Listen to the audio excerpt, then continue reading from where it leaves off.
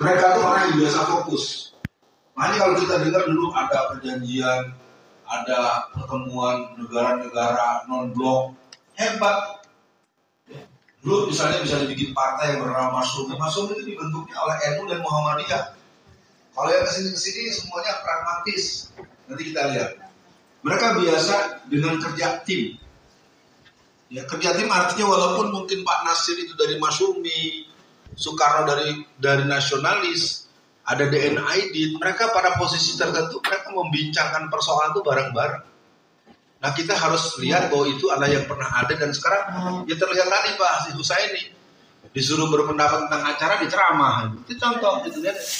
Nggak bisa dimarahin, bukan salah, itu bukan kesalahan ya. Pak Husaini juga bukan nggak perlu tersinggung. Memang gitu.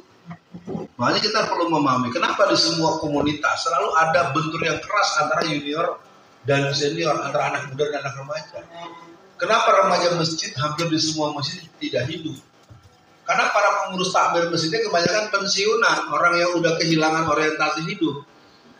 Jadi kalau ada anak remaja dianggap mengganggu-ganggu mulu, akhirnya diomel-omel dan anak malas ke masjid. Ya. Jadi kalau dibahas dalam panjang nih, bisa seru ini, bisa berdebat ini. Nah, kelompok baby boomer itu adalah orang yang biasa disiplin. Jadi kelahiran 46 sampai 60-an ya, model Pak Surono. Dua lagi di 4. Dia komitmen, kalau datang saya datang, kalau enggak dia kasih tahu saya nggak bisa datang.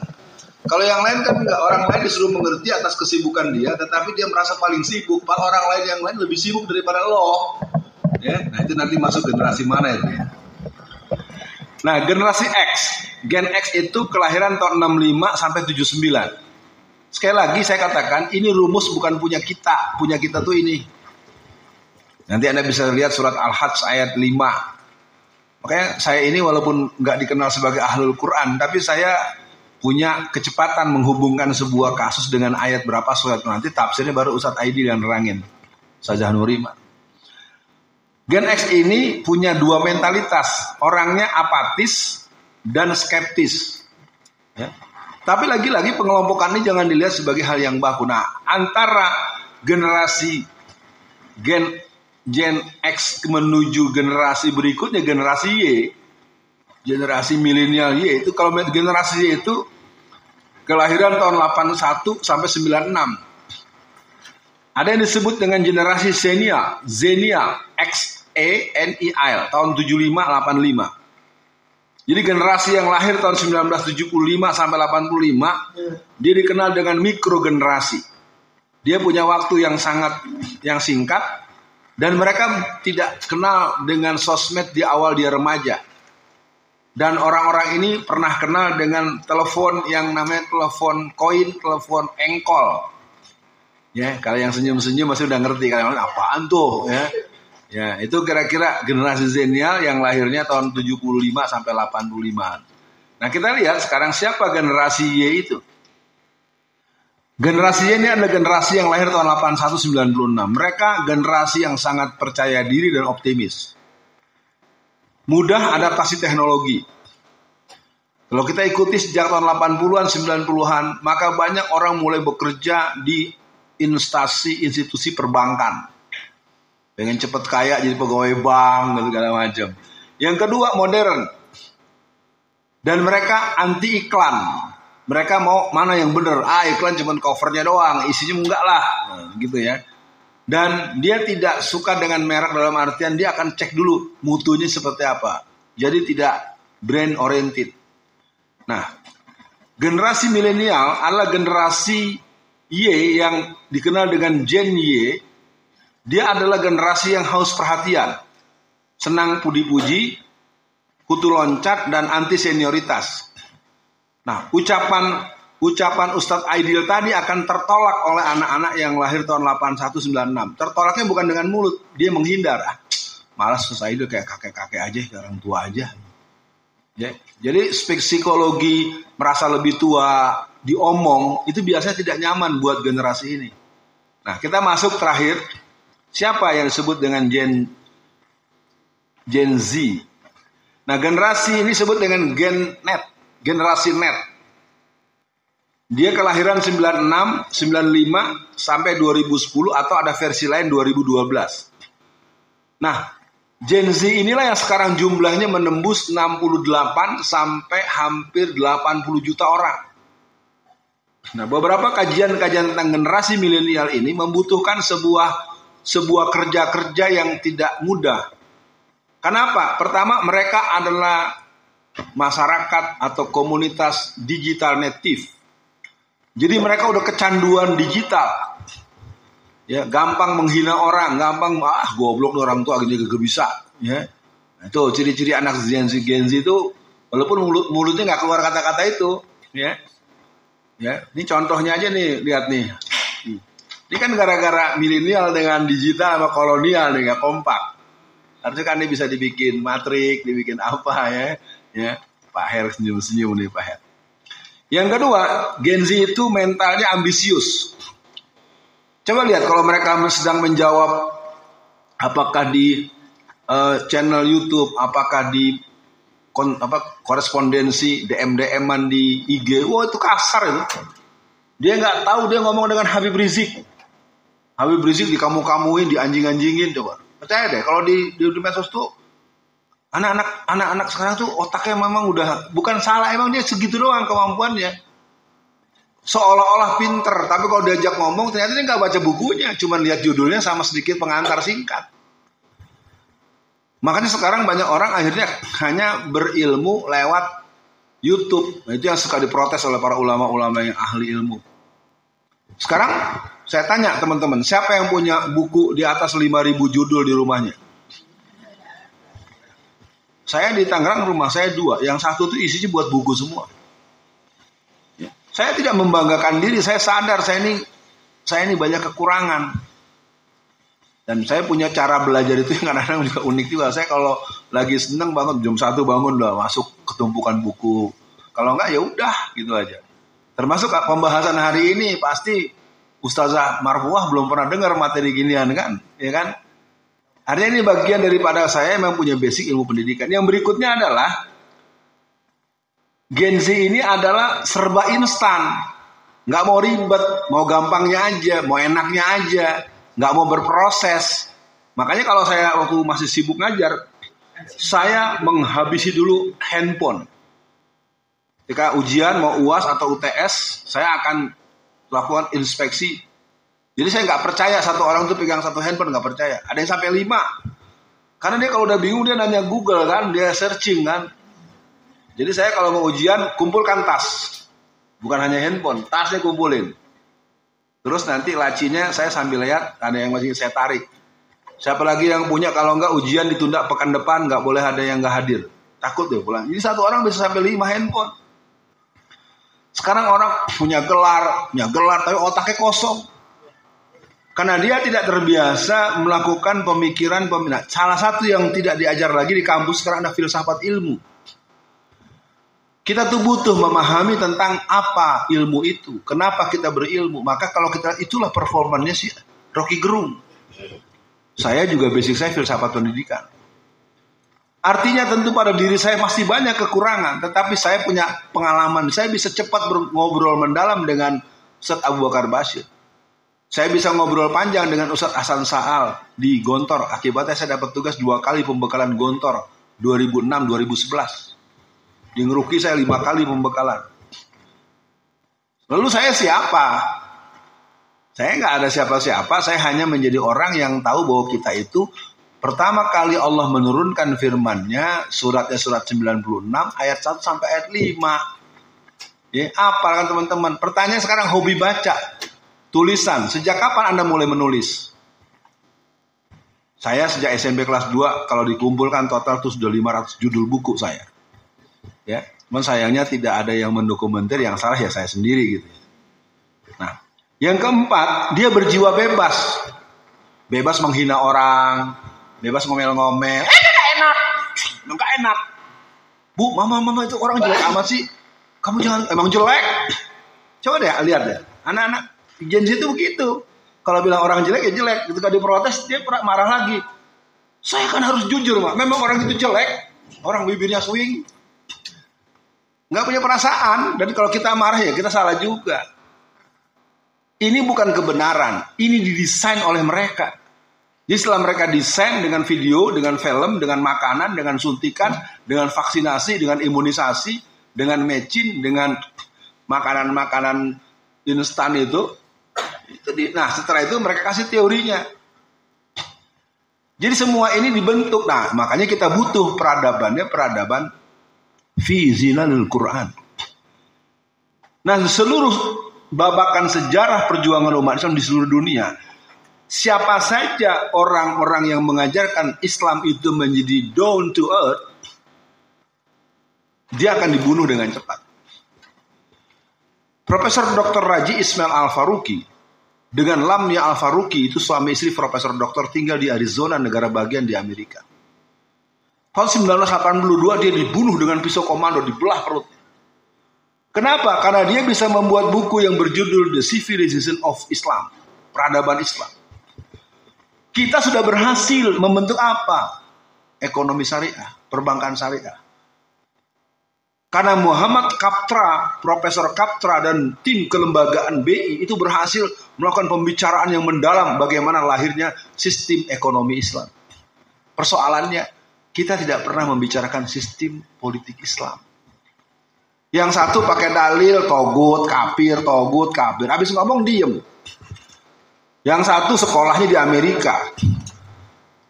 Pakai sistem pilih-pilih. Dalam Islam itu nggak ada cerita pilih, satu orang pilih itu nggak, bukannya. Justru yang benar zaman Pak Harto dulu. Kitanya saja yang akhirnya udah telanjur ngebenci Pak Harto. Di Pancasila kita, negeri kita tidak ada dasar hukum demokrasi. Sebutkan pada saya undang-undang yang mana, pasal yang mana, perda yang mana, kepres yang mana yang menulis bahwa negara kita negara demokrasi. Jadi kesempatan kita untuk membuat ini negara Islam, tapi jangan berisik. Yang bisa bawa garam, pakai gula, pakai ragi, pakai katalis. Jadi sebenarnya acara ini pun tidak menjadi penting buat teman-teman yang merasa milenial. Karena Gen Z itu juga punya ada nilai bagusnya juga sih. Mereka tuh generasi positif. Ya, dengan Ponco, dengan si Fatih. Ya Fatih, biarlah Abi kamu melihat dari surga sebagai syahid yang telah berbohong dengan baik. Ya, kamu di sini ambil peran, kuasai. Seperti kelompok Osama bin Laden itu punya 19 kadernya. Itu namanya tim 19, tapi 19 orang itu nggak pernah ketemu. Seluruh mereka sejak mereka kecil masuk di SD, SMP, SMA sampai S1, S2, S3, semuanya hafal Quran. Dan mereka punya keahlian. Dan satu lagi dia punya tim inti namanya 505. Itu pasukan khususnya Osama bin Laden. Nah persoalannya kan kalau ini saya omong, lalu saya melakukan apa, lalu Anda catat, Anda rekam, lalu Anda enak aja ngoceh kemana-mana. Besok gue disembelih. Ya. Saya ini bukan anak baru, saya aktif sejak tahun 82. Rizik itu teman saya kecil. Dia baru ngomong kalau orang-orang yang udah terbatas baru cerita. Ini teman gue nih kata Rizik. Kalau ada acara-acara, Habib Rizik itu kan, ya kalau bahasa Betawinya melengos.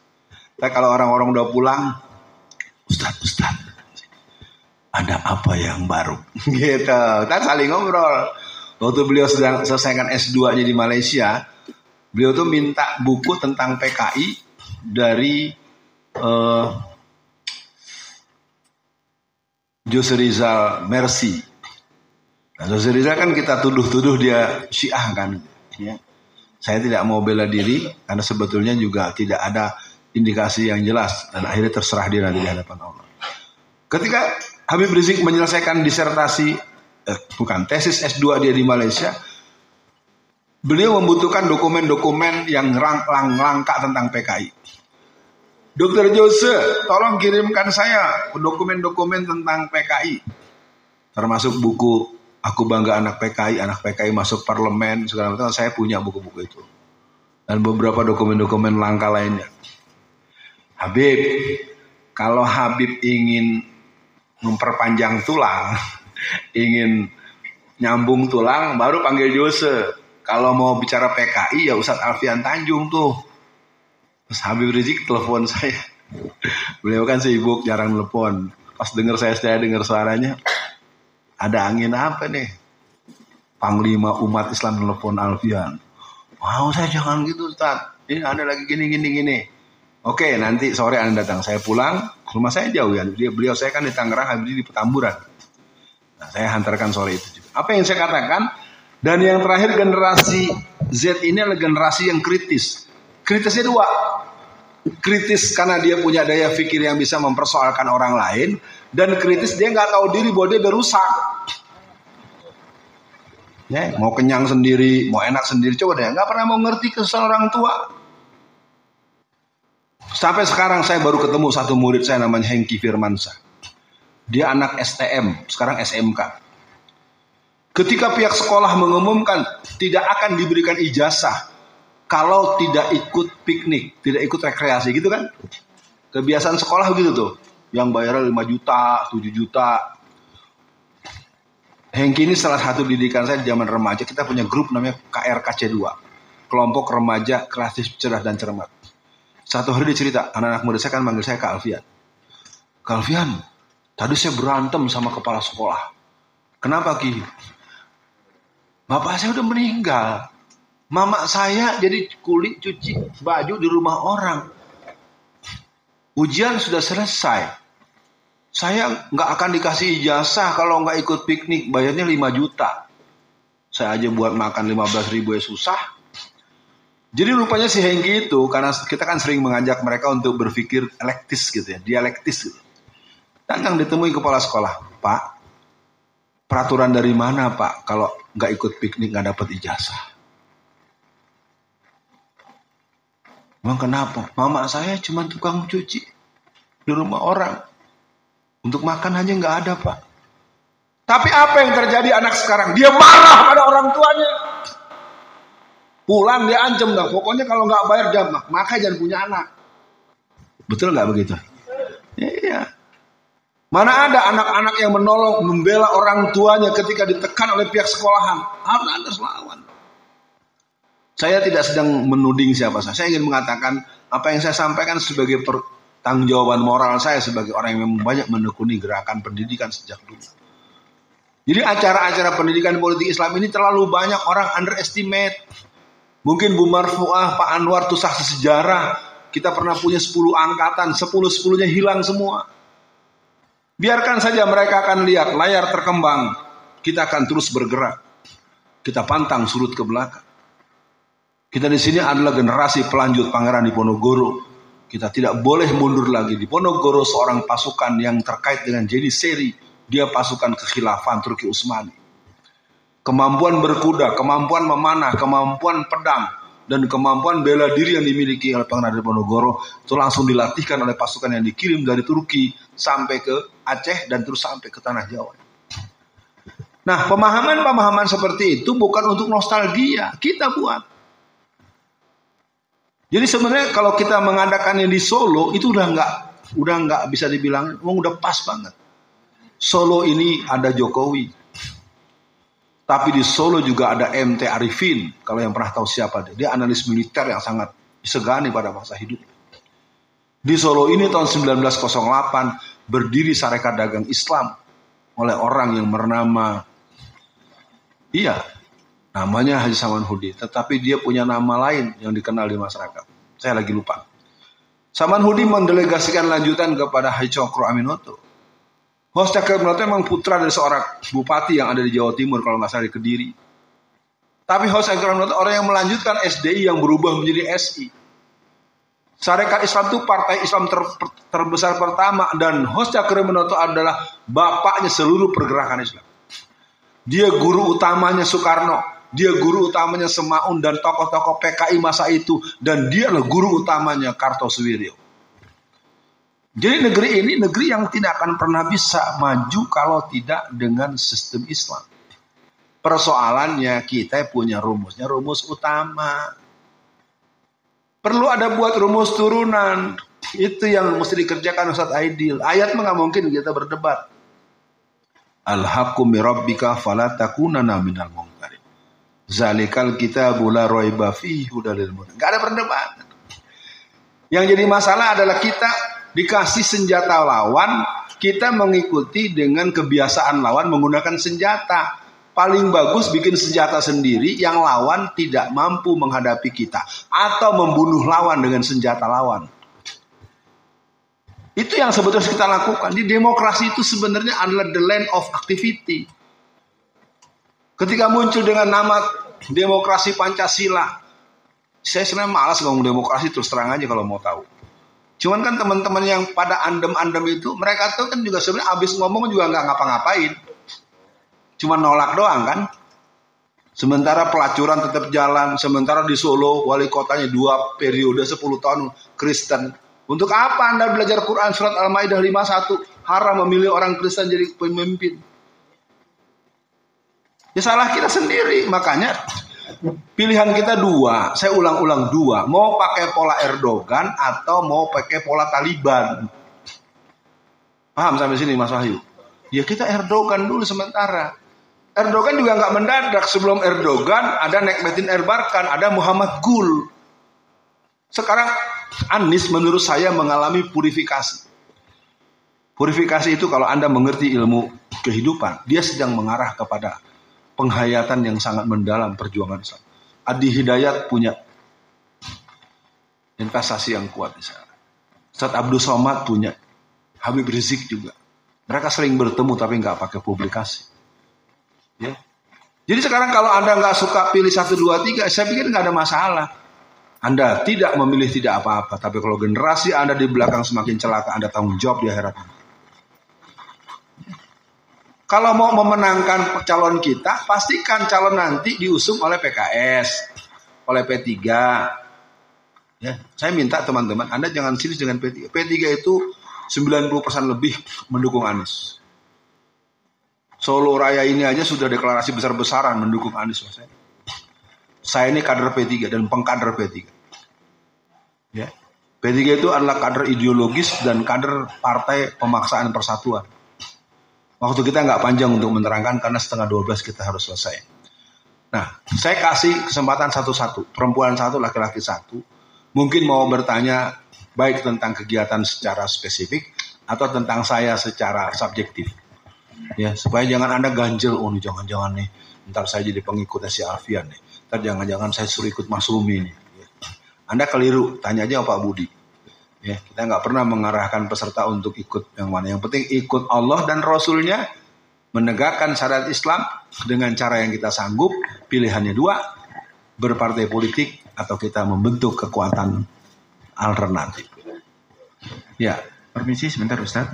Ana mohon undur diri karena ini kita sudah masuk ke materi.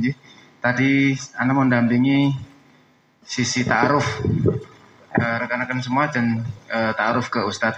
Baik Pak Budi mungkin menggantikan ke sini mendampingi Ustaz. Ya, makasih. Terima kasih banyak atas pendampingan. Oke.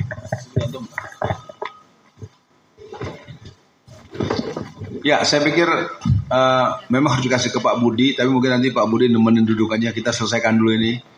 Saya nggak apa-apa. Nanti habis sholat kan kita materi kita masih ada ini kan, cukup banyak kan. Kita nanti materi kan dari jam sekarang, nanti lagi kita masih ketemu sekitar 1,5 jam Pak Budi habis makan ya. Ya Pak Budi ya, saya terusin dulu aja ya, nanggung ya, daripada terlalu birokratis. Silakan 2 orang. Pertanyaannya jangan yang berat-berat seperti Ustadz Aidil, yang romantis dulu aja, yang romantis. Ya, mungkin mau nanya saya, Ustadz lu sekolahnya di mana sih gitu, pondoknya di mana? Atau mau nanya apa, Ustadz gimana gitu. Ya mau kenalan sama saya, siapa tahu ada di sini Pak, lagi Mutia, Ustadz udah lupa, mana ingat 5. Kalau saya ingat kamu keterusan, kan pikiran gue naksir bini orang. Iya kan kacau lagi urusannya. Masa ingetin perempuan yang ya maaf saya itu bercanda aja. Silakan. Ya, silakan Bapak. Cek. Makasih Ustaz waktu yang diberikan. Tadi saya sempat dijelaskan di awal itu penggolongan yang sempat disampaikan itu. Saya jadi teringat, nggak tahu, tidak bisa cerita persis. Sempat baca buku itu hancurnya Andalusia, kalau nggak salah seperti itu. Sebelum mereka menyerang Indonesia itu dia melihat generasinya dulu. seperti apa generasi pada saat itu. Dan singkat cerita itu, generasinya kan sudah mulai istilahnya tidak peduli dengan, karena istilahnya kayak yang itu mewek gitu istilahnya itu, gampang istilahnya sengeng kan seperti itu. Apa ya kayak cinta atau apalah seperti itu. Kok tadi disebutkan juga hampir sama gitu dengan kondisi yang saat ini tuh anak-anak itu suka dengan cerita-cerita yang seperti itu gitu loh, yang istilahnya penuh dengan apa romantis dan seperti apa gitu anak-anak muda sekarang lah. Apakah itu ada indikasi yang bisa mengarah seperti itu tadi? Itu yang saya tanyakan. Terima kasih. Saya minta agak distressing, indikasi maksudnya saya harus menjawab apa nih? Apakah sama istilahnya, ada istilahnya perusakan generasi itu nanti Islam itu akan dihancurkan dari kalau setelah sudah tidak peduli lagi dengan Islam seperti itu. Ya, kata kunci yang pertama, kita tuh udah hancur. Ini kita panitia ini kalau boleh bilang antara menangis, merengek dan mengemis pada Allah biar bisa ada kumpulan milenial. Dulu kita pernah punya acara yang sama. Setelah acara itu selesai, satu pun tidak ada yang mau jawab kalau dihubungi. Terus terang saja, kami ini juga lagi deg-degan nih. Nanti kalau udah selesai acara ini, apakah nanti Fatih di SMS atau di WA Ustaz Alfian kompak, satu pun gak ada yang mau jawab. Kayaknya merasa kapok. Kenapa? Di antara yang paling gak disukai oleh kelompok Gen Z ini adalah tidak mau dinasehati. Males ketemu, nasehatin melulu. Ya, itu ciri-ciri umum yang gak mau dinasehatin, gak mau dengar pendapat orang, maunya gue bener sendiri. Nah, karena di sini bervariasi, mungkin Anda nggak semuanya Gen Z. Gerakan itu sebenarnya gerakan yang dikenal dengan al-ghazl al-fikri. Ghazl fikri. Nah, gerakan ini dimainkan dengan pola membuat anak-anak kita dari Indonesia belajar di negara Eropa. Mereka digarap habis oleh kelompok orientalisme. Orientalisme itu adalah para ahli-ahli ilmu Islam, tetapi dia bukan orang Islam. Perlawanan dari para ilmuwan Muslim dikenal dengan namanya oksidentalisme. Oksidentalisme ini ada kelompok yang ahli-ahli agama, tetapi ahli ilmu peradaban Barat. Maka muncullah Said An-Nasr, mulailah muncul orang yang namanya tadi Ismail Raji Al-Faruqi. Di Indonesia ini muncul beberapa nama-nama yang cukup punya daya lawan. Tetapi generasi kita kan tidak ada yang namanya generasi ngepek, nyalin, minjem lewat email. Kalau ada PR nyalin PR temannya. Kalau ada PR biasa berangkat sekolah 6:30, ini 5:30 sudah di ujung gang ke sekolah untuk nyalin PR kawannya. Ini tidak bisa dibantah, termasuk orang tua. Orang tua itu terlalu sering banyak mendatangi kepala sekolah atau mendatangi guru kelas, wali kelas hanya untuk mendapatkan jaminan bahwa anaknya dikasih kelompok golongan IPA. Ya, tahun 80-an, 90-an tuh kalau ada di kelompok kelas IPS terus rasanya hina bener, masuk neraka kayaknya. Padahal untuk ahli ilmu politik harus belajar IPS, untuk bisi ilmu IPS gitu. Nah, kembali soal tadi ya Mas, saya pikir masalahnya memang sudah terlalu kronis. Nah, maka dari ini kita masuk saja dulu, materi saya tinggal 10 menitan. Kita lihat ke depan. Mengapa kita mengadakan acara ini? Pendidikan ini merupakan pembekalan pemenangan aspirasi umat Islam. Yang pertama, sesungguhnya ini harus kita lakukan 2 atau 3 tahun yang lalu. Tapi saya minta buat teman-teman alumni pendidikan politik Islam angkatan ke-10 ini, nanti setelah ini kita ada materi proyek politik kita. Kita buat yang ringan-ringan yang memungkinkan, karena kita punya senjata. Ya. Kita punya ini. Andaikan bisa saja kita merapikan. Sampai hari ini secara sportif kita belum rapi tim WA kita secara angkatan pertama sampai angkatan ke-9. Itu baru grup gitu, belum bentuk-bentuk lain. Tapi sekali lagi memang situasi kita memang sangat tidak ringan. Karena kita punya banyak pilihan, banyak yang mau ditonton, banyak yang mau dibaca. Kita tahu serba sedikit, banyak tahu tapi serba sedikit gitu ya. Jadi yang pertama, kegiatan ini dimaksudkan untuk mengadakan gerakan percepatan terhadap penyadaran. Sadar gak kita? Kita ini mayoritas, tapi tertindas. Kita mayoritas, tapi bermental minoritas. Kita mayoritas, tapi selalu banyak dilarang. Gak boleh ngomong politik di masjid, tapi di gereja gak apa-apa. Nggak boleh ada TPS di samping masjid, tapi di gereja banyak TPS. Itu tadi, karena kita mengalami satu bentuk yang disebut dengan, jadi kita ditanamkan ketakutan yang sangat mendalam dari mereka. Dan ini bukan baru, ini digarap sejak zaman penjajahan Belanda dan seterusnya dirawat oleh kelompok-kelompok Kristen, kelompok-kelompok CSIS, kelompok Golkar, dan kelompok PDIP. Anda akan lihat, pokoknya di PDIP dan Golkar di masa jaya mesti banyak orang Kristen dan orang PKI. Cuma dua itu aja, otak-otak mereka. Orang Kristen tidak ada yang sekarang melakukan gerakan terhadap PKI, karena mereka sudah panen. Setelah pemberantasan PKI tahun 65, tahun 66 dibubarkan dengan TAP MPRS nomor 25 tahun 66, tahun 1967, 68, 69, 70, 71, orang-orang Muslim yang betul-betul PKI atau merasa marah dituduh sebagai PKI, mereka lebih memilih menjadi orang yang beragama Kristen. Ya, salah siapa? Ya, kita juga harus berhitung bahwa kita juga tidak perhatian terhadap membendung akidah itu. Yang kedua, menyediakan SDM penggerak politik. Jadi kalau kita buka di YouTube, itu ada channel khusus untuk pemahaman gerakan-gerakan konsep Madilo. Anda lihat, vonis bebasnya Haris dengan si tidak pernah menyebut nama Allah. Tidak pernah menyebut Alhamdulillah. Coba Anda ikuti. Itu cara satu ciri kelompok komunis kiri baru. Ikuti aja, saya ikuti, kan saya penuh waktu dibacaan sidang. Nggak ada tuh Alhamdulillah Rabbil Alamin, nggak ada. Jadi mereka sudah dicetak seperti itu. Walaupun namanya Haris, walaupun namanya Mutia, walaupun namanya apa, namanya Islami, otak mereka udah rusak. Dulu juga ada yang namanya Haji Misbah. Di Sumatera Barat namanya Bapak Muslim namanya. Jadi diistilahkan dengan nama komunis putih. Ya, jadi komunis putih ini merupakan sebuah situasi yang banyak digarapnya di Jawa Tengah. Saya ambil contoh. Saya satu hari diminta ngisi pengajian di Solo oleh anak PDPI Solo. Kan ini sifatnya satu kota dari 35 kota kabupaten se-Jawa Tengah. Rupanya rencana saya mengisi acara itu, ya, buat teman-teman nggak usah khawatir, ini anak-anak nih otaknya udah jihadis semua. Ya, yang pada masuk di sini. Nah, jadi saya diberitahu oleh pengurus yang ada di Solo bahwa ada pengisian pengajian anak PII Surakarta yang diisi oleh saya. Dijawab oleh Ketua Umum PII Jawa Tengah. Apa jawabnya? Silahkan. Nanti seluruh materinya akan kita netralisir.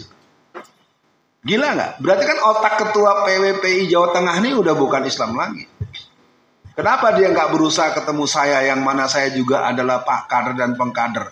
Saya ketua umum Komisariat Perumnas Tangerang, ketua umum PDPI Tangerang, ketua umum Jakarta. Jadi kalau Anda belajar pergerakan, pelajar Islam Indonesia itu jangan didengar kata pelajarnya.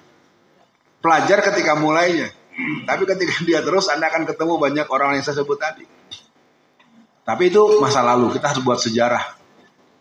Ya. Jadi sekali lagi buat teman-teman, mudah-mudahan gema azan zuhur akan menjadi pegangan kita, karena Ustadz Budi sudah wanti-wanti dan saya juga mencoba untuk menyesuaikan kita sholatnya bisa berjamaah dan yang paling utama di masjid. Berikutnya, kita perlu membekali seluruh personal umat untuk menyadari hak dan kewajiban politiknya dengan bekal strategi, taktik, dan SOP pemenangan. Kalau kita mau kalah terus Ustadz Aidil, karena mereka sudah mempersiapkan petugas KPPS, petugas PPK, dan KPUD itu semua 90% itu PDIP. Maka selesai pemilu ini, menang ataupun tidak Pak Anies mudah-mudahan menang, kita harus persiapkan betul petugas-petugas politik. Kalau tidak, kita nyatakan kita nggak mau ke demokrasi lagi, kita berontak pakai senjata. Pertanyaannya, orangnya ada enggak? Senjatanya ada enggak? Duitnya punya apa tidak? Ini kan kita nih menolak yang ada, tidak bisa mengadakan yang belum ada. Ya, ini tadi itu pokoknya nolak gitu ya, susah. Nah, yang keempat, meraih, mencapai, dan merebut. Catat teman-teman, merebut. 4 bulan lalu di Wonogiri ada seorang ketua RW terpilih sebagai ketua RW. Baru 3 bulan langsung diganti oleh Pak Lurah. Karena ketua RW tersebut adalah PKS, bukan PDIP. Gila nggak? Ketua RW yang dipilih oleh masyarakat diganti dengan, ya tentu bahasanya bahasa kamuflase. Dengan alasan apalah yang indah-indah. Tapi ujung-ujungnya karena dia PKS. Artinya jawabannya bukan itu lagi. Kita setelah dari sini semua yang ada di sini punya cita-cita jadi Pak RT. Rebut RT-RT yang ada di sekitar kita. Kalau enggak Anda jadi staf ahli RT, ada Pak RT minta staf ahli. Ada yang bagian nanti kan tahu nih data-data kumpulin buat nanti pemilu. Ya ibu-ibu yang pada punya suami, dengar-dengar ada pemilihan ketua RT, bilangin, Abi, Papa, Mama, Pak E, besok pemilihan ketua RT, Pak E berangkat.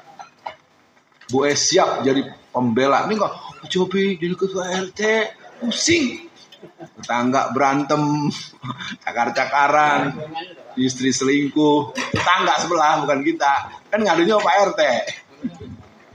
Ya, jadi sekali lagi buat teman-teman, terlihat tuh ya bendera Palestina dan merah putih. Jadi kalau kekuatan politik itu nggak ada yang bakal ngasih ke kita.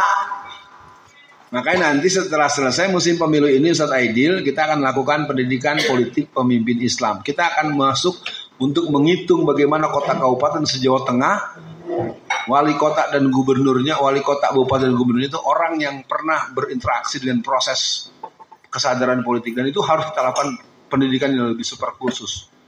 Dengan dosis yang tinggi dan harus berkelas. Nah persoalannya siapa tuh yang mau ikutan? Yang terakhir, menempatkan secara signifikan di posisi legislatif, eksekutif, itu 2 saja loh.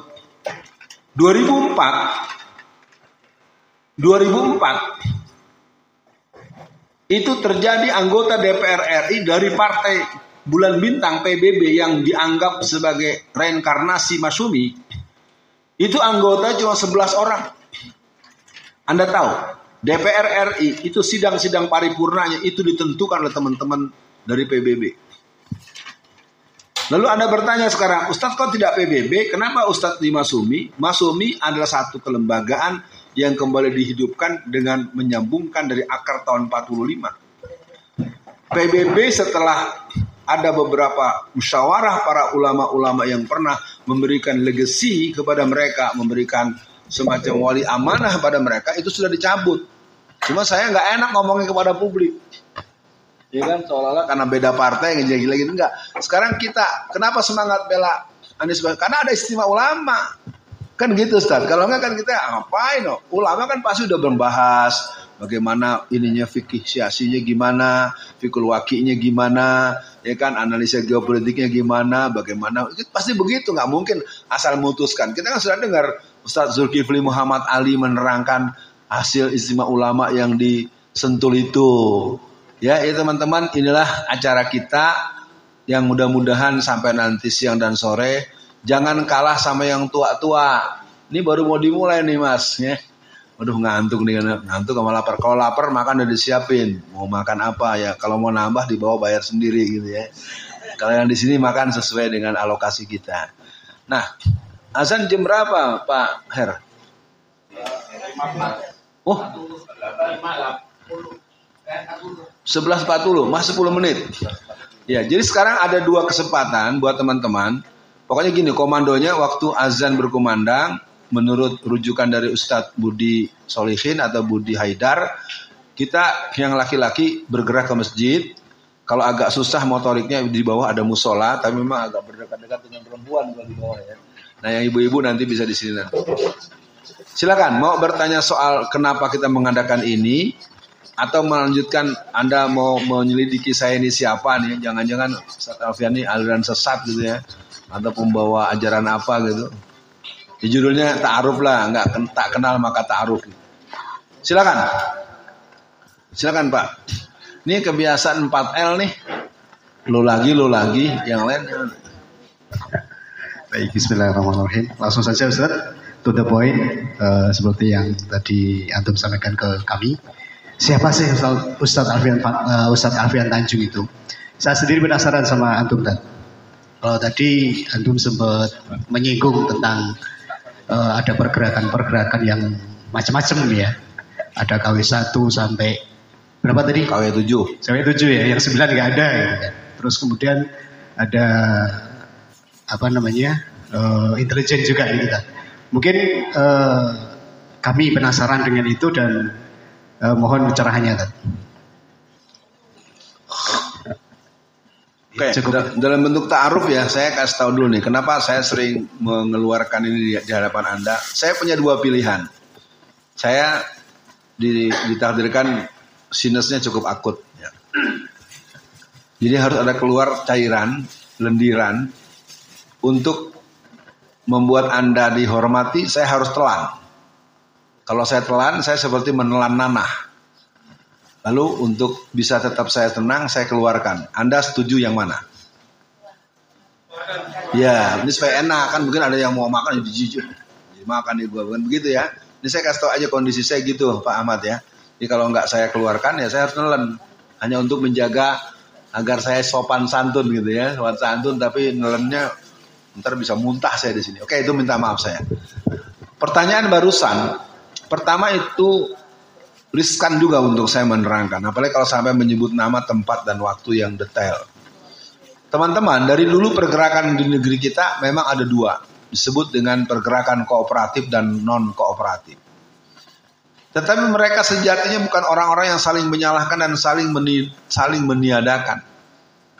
Mereka lebih banyak saling memaklumi dan saling memberikan penguatan. Karena akar mereka sama-sama berasal dari Masyumi, berasal dari Sudarno Hadi, saya baru ingat. Sudarno Hadi itulah nama sebenarnya dari orang yang dikenal dengan Haji Samanhudi. Ya. Jadi gerakan Islam negeri kita itu dari dulu memang punya dua kekuatan kooperatif dan non kooperatif, kekuatan berpartai politik dan tidak berpartai politik. Persoalannya seperti tadi yang dikembangkan, itu bagaimana dengan Aljazair, bagaimana dengan Mesir Muhammad Mursi, bagaimana Abdul Hel Hakani, ya, Khadli Ben Jedid yang berhasil memenangkan pemilu di Aljazair pada tahun 1991. Menurut saya pengalaman berpolitik praktis yang pernah menang itu, makanya saya bilang kenapa saya nggak pindah ke PKS. Karena kalau satu partai saja yang muncul disikat habis. Nah makanya kita persoalannya berpartai politik itu juga nggak mau berjuang, maunya langsung panen. Sekarang orang kan apa-apa maunya ikut PKS, biar langsung nyalek, langsung jadi. Saya tahu. Nggak mau, padahal umat Islamnya masih 200 juta lebih. PKS anggotanya saja nggak sampai 10 juta. Artinya masih banyak. Persoalannya kan kita nggak mau membuat lahan baru. Makanya pengkaderan ini diharapkan jadi tempat kumpulan kita yang punya hubungan baik sesama partai Islam. Saya depan rumah saya yang di sini, cuma ada 3 bendera yang saya pasang. Bendera Masyumi besar, satu partai Keadilan Sejahtera, satu partai Umat. Saya tidak mengatakan P3 sempat saya pasang juga, tapi saya agak kurang nyaman ya. Ya sudahlah, P3 adalah cinta saya masa lalu. Nah kembali pada gerakan itu. Gerakan itu sebenarnya merupakan sesuatu yang harus dipahami sebagai bentuk peran kesejarahan yang pernah dilakukan oleh orang tua kita dulu. Persoalannya adalah kita tidak sempat mendapatkan literasi, referensi, bacaan yang sebenarnya. Maka dikatakanlah buku sejarah itu ditulis oleh para penguasa. Dan sejarah masa depan dibuat oleh para pejuang. Pertanyaannya adalah kita berusaha baca nggak buku-buku yang bukan dikeluarkan oleh Mendikbud. Raden Ajeng Kartini itu aslinya berjilbab rapi, jilbab syar'i. Kenapa kita nggak pernah mendapatkan itu? Karena dimainkan. Sama dengan sekarang umat Islam itu nggak boleh berpolitik, itu permain termasuk penggunaan hari Ahad dan hari Minggu. Ibu-ibu kita yang umur 70 tahun dan 80-an tahun pasti ingat. Mungkin Pak Ahmad masih ingat. Waktu kecil Pak Ahmad di sekolah kita nyebutnya hari Ahad apa Minggu tahun 70-an 60-an. Iya, kenapa bisa berubah jadi Minggu? Itulah yang kita sering dibentah-mentah, termasuk pemilu besok. Kenapa mesti tanggal 14 Februari? Itu kan hari Valentine. Anda jangan bilang itu sekedar nggak sengaja, itu tetap dibuat kesengajaan. Cuman kan kalau kita menyoal itunya tidak relevan untuk memenangkan jago kita. Ya. Jadi sekali lagi pertanyaan tadi saya bukan nggak bisa jawab. Jawaban itu mesti akan menyita waktu yang panjang. Akarnya sebenarnya adalah sekarang kita sama-sama melihat As-Syahid Kartosuwiryo dan Dr. Muhammad Nasir dan kawan-kawan. Mereka adalah orang yang pernah membuat sejarah pada masanya. Lalu kita membuat sejarah apa? Ya, kita buat apa? Ini kan kita nih generasi belakang ini kan generasi yang boleh dibilang, maaf ya, tidak mau berproses. Saya mengawal ini dengan sampai 20 angkatan hari ini. Terus terang saja itu bagian daripada khidmat saya dengan almarhumah ibu saya. Dan bentuk bagaimana istri saya dalam keadaan saya sakit. Mungkin kalau yang Anda tahu beberapa kali itu saya menggunakan masker. Karena mulut saya menyong. Iya, waktu di Magelang. Anda kan tidak berhitung bahwa kegiatan ini udah angkatan ke-20. Dari tadi pagi sampai nanti kita pulang maghrib, yang dominan bicara di ruangan ya saya kan gitu. Nggak penting itu, saya nggak penting. Saya mati pun sekarang sedang menyampaikan ini nggak ada masalah. Persoalannya adalah bahwa kita hari ini, apakah terus berdebat pada persoalan-persoalan orang tua kita yang pernah berjuang dan masuk surga? Nah, saya tetap melihat kita tuh dikilik jangkrik oleh musuh. Udah, ojo ikut-ikut itu si Alfian tuh. Itu demokrasi tuh, togut tuh. Kita tahu. Anda lihat acara ini bagi Anda yang sudah ikut dari pertama sampai sekarang, nggak akan terlihat adanya dukungan-dukungan langsung, alih-alih uang. Ya, kita selalu ribut ingin menegakkan Islam. Wa man lam yahkum bima anzalallahu faulaika humul kafirun. Kita nggak mau pakai hukum yang bukan hukum Islam, tetapi kita nggak pernah memproses penegakan hukum Islam. Dibahas mulu di pesantren, dibahas mulu sampai ente botak yang nggak bakal berubah. Harus diperjuangkan. Mekanisme logisnya adalah ikut pemilu. Nah, kita perbanyak anggota DPRD dari PKS, DPR RI PKS. Tapi bukan hanya PKS, ada Partai Umat, ada P3. Saya nyatakan dengan terbuka, walaupun mungkin partai-partai yang tidak sehaluan dengan kita dengan Anies Baswedan. Jadi saya mohon pada teman-teman yang masih belum mantap, kita nggak ada masalah. Anda nggak akan kita bilang murtad atau kafir gara-gara dukung yang lain. Cuman Anda kesian nggak sama anak-anak di belakang kita? Masa mau milih orang yang stres begitu? Diskusinya udah selesai ngamuk terus-terusan. Tolol goblok ya.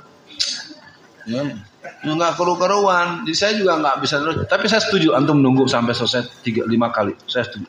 Itu lebih konkret. Satu lagi. Siap, Pak Guru kita, Pak Ustadz.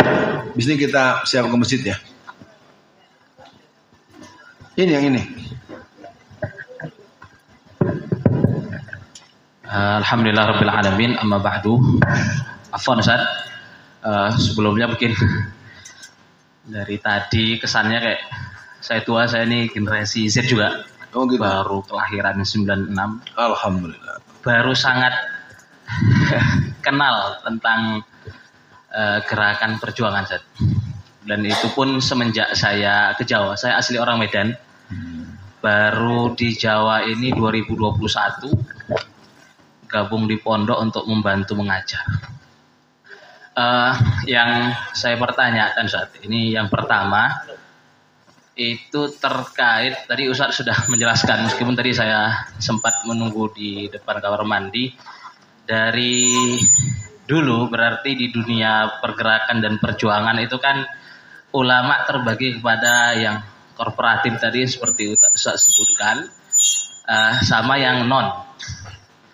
Artinya sampai detik ini pun berarti ulama tokoh kita itu masih terbagi menjadi dua demikian.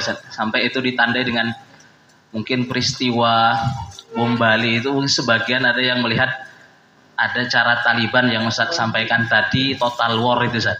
Ya kalau yang satu caranya Erdogan dengan ya sisi korporatif ya mengikuti politik yang ada di negeri.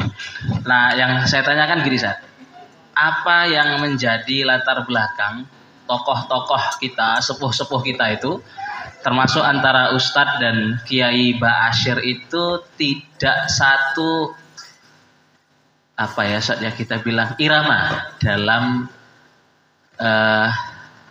bergerak di bawah untuk mempertahankan din. Nah, itu yang sampai hari ini, detik ini saya masih bertanya-tanya, karena ibu mertua saya sendiri itu termasuk orang yang sampai pekan kemarin sebelum mengikuti mungkin PPI ini bersama antum, itu termasuk yang golput, karena punya dasar tadi ya Islam tidak ditegakkan kecuali dengan pedang, artinya dengan tadi total war yang itu mungkin salah satunya melandasi kenapa terjadinya bom Bali. Nah itu yang saya masih bertanya Ustaz terkait yang poin tadi, kenapa tidak dalam satu irama. Yang kedua apa kira-kira tugas yang Ustadz berikan kepada kader-kader PPI Ustadz di angkatan-angkatan sebelumnya sehingga kemudian mereka menolak. Jadi saya penasaran Ustaz, kira-kira apa tugas dari antum sehingga kok mereka-mereka yang ikut serta itu kemudian menolak? Apakah itu bentuk sebuah gebrakan, pengadaan yang baru atau bagaimana? Karena kita kan ini sebagai angkatan 10 bisa dikatakan sebagai yang tadi masuk juga ke dalam ya yang Ustadz bilang kader atau yang penerus. Syukur Ustadz barakallahu fiikum. Pertama saya luruskan dulu ya. Acara ini nggak ada urusan dengan jadi pengikut Alfian Tanjung ya, bukan kader saya nggak pernah merasa begitu. Yang perlu dipahami kalau yang terdahulu itu adalah sebuah fakta bahwa generasi milenial tanda kutip dengan berbagai varian itu generasi yang malas diajak repot, nggak mau berproses, nggak mau rapat. Coba deh betul. Diundang rapat, masa gua rapat lagi kan gitu.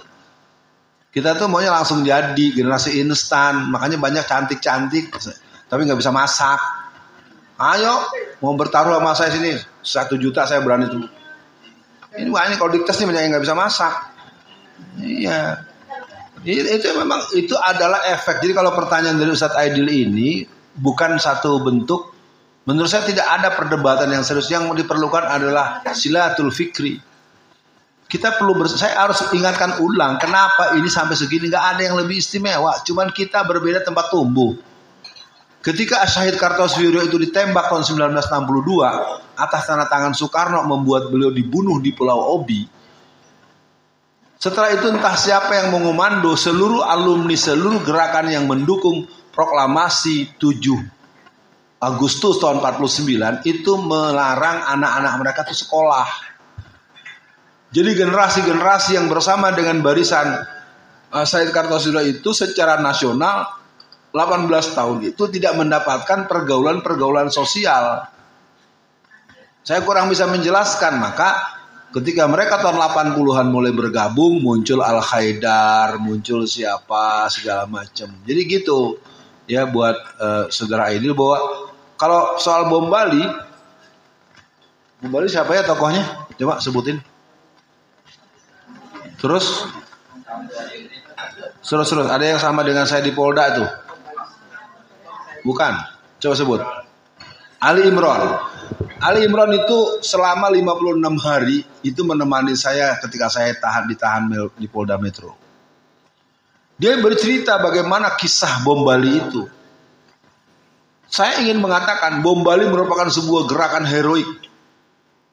Karena di sana ada satu fakta, di beberapa kampung-kampung di Bali itu dibuatkan plang itu dalam bentuk permanen, bukan baliho, bukan pribumi dilarang masuk.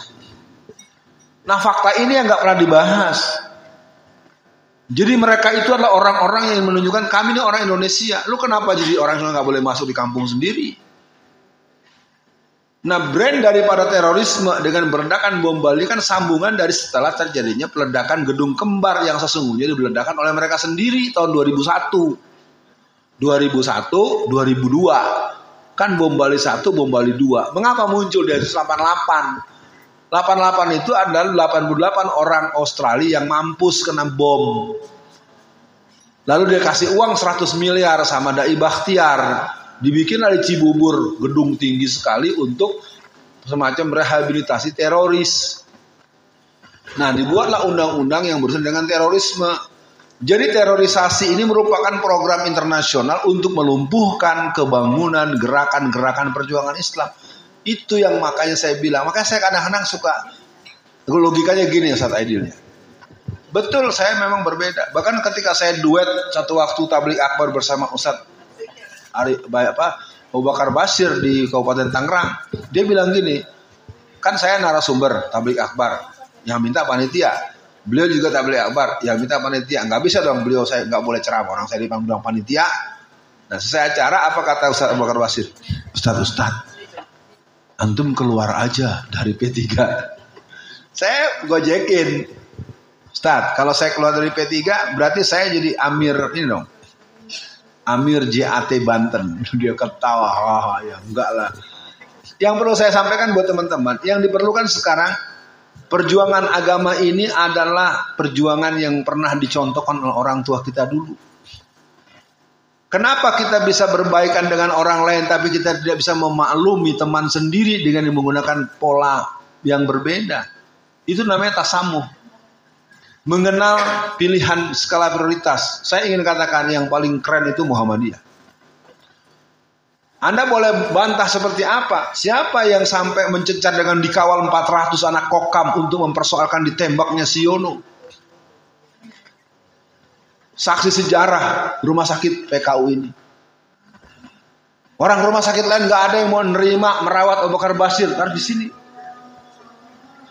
Ya, sudah azan. Saya pikir buat Saudara Aidil, kajian kita masih kajian pengantar, ya. Belum bisa dituntas karena hari ini dan materi kita baru harusnya masuk barusan belum.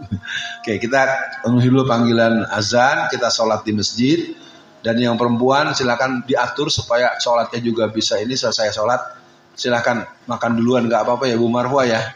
Ya jangan nanti tunggu-tungguan akhirnya jadi lama. Ya sekian dulu dan saya serahkan pada Pak Budi untuk mengumumkan acaranya dan kemananya setelah sekarang.